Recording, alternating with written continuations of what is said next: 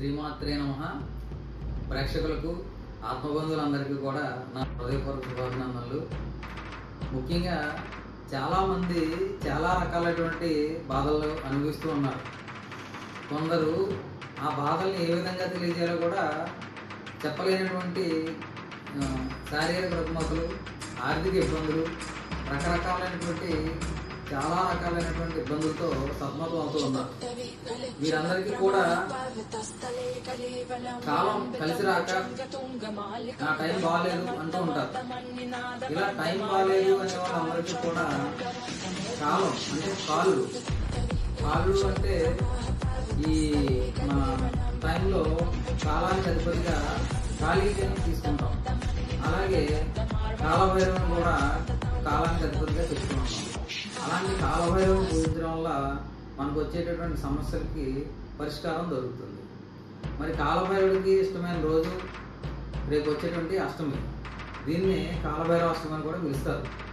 ఈ అష్టమి రోజున ఎవరైతే సమస్యలు ఉన్నవారు కాలభైరవుని పూజిస్తారో వారందరికీ కూడా త్వరితగతిన ఆ సమస్యలన్నీ కూడా నిర్వీర్యమవుతాయి.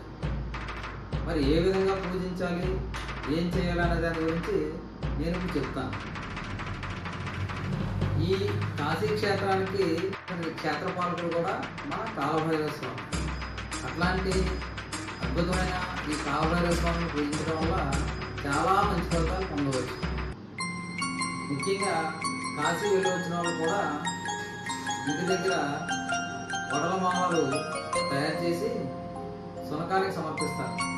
శునకం అనగానే కాలభైరవుడి యొక్క వాహనం కనుక రేపు ఎవరైనా సరే ఈ సమస్యలతో బాధపడేవారు ముఖ్యంగా శునకానికి గోధుమలో బెల్లాన్ని కలిపి ఈ తీపి రొట్టెలను శునకానికి ఎవరైతే తినిపిస్తారో వారికి అతి శీఘ్రమైనటువంటి మంచి ఫలితాలు రావడానికి అవకాశం. అలాగే మరీ ముఖ్యంగా చెప్పదగినటువంటి సూచన,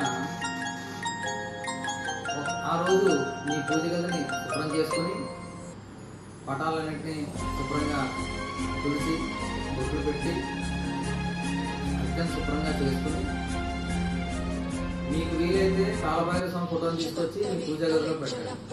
ఒకవేళ లేనివారు ఏదైనా మీ ఇంట్లో ఉన్నటువంటి శివుడి పటం దగ్గర దీపారాధన చేసి పోస్ట్ మార్టం అంటే గుమ్మడికాయ, గుమ్మడికాయని తీసుకొచ్చి సెంటర్ కట్ చేసి 2 పెచ్చులు అయిన తర్వాత దాంట్లో నుండి గుజ్జు మొత్తాన్ని తీసి నువ్వుల నుండి, స్వచ్ఛమైన నువ్వుల నుండి, షాపుల్లో అమ్మేటువంటి కాకుండా గాంగుల దగ్గర నుంచి తెచ్చుకుని స్వచ్ఛమైన నువ్వుల నూనెతో దీపారాధన చేయడం వల్ల రేపు కాలభైరవ అష్టమి సందర్భంగా మంచి ఫలితాలు ఇస్తుంది. ఇది ఏ రకంగా చేయాలి అంటే కనుక 2 ప్లేట్లు తీసుకుని దాంట్లో ఉప్పుని 2 చిన్న చిన్న కుప్పలుగా వేసి దానిపైన ఈ ఏదైతే మీ కట్ చేసిన పోస్ట్ మార్టం ముక్కలు ఉన్నాయో వాటిని ఇట్లా పెట్టి దాంట్లో నూనె పోసి ఒత్తి వేసి వెలిగించి చేయడం వల్ల, బెల్లం ముక్క నివేదన చేయడం వల్ల చాలా త్వరితగతిన రుణబాధలు తీరుతాయి. అలాగే అనారోగ్య సమస్యలు కూడా తీరుతాయి. చెప్పడానికి కలుగుతున్న బాధలు కూడా ఏవైతే గుప్త సమస్యలు ఉన్నాయో అవన్నింటిలో కూడా ఖచ్చితంగా కాలభైరవ స్వామి మీకు అత్యంత శీఘ్రంగా చాలా అతి తొందరగా కూడా వాటన్నింటినీ సమస్యగా చేస్తారు.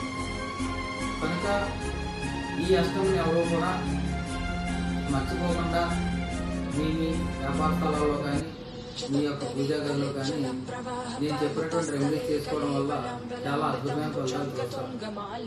సర్వే జన సుఖనో భవంతు.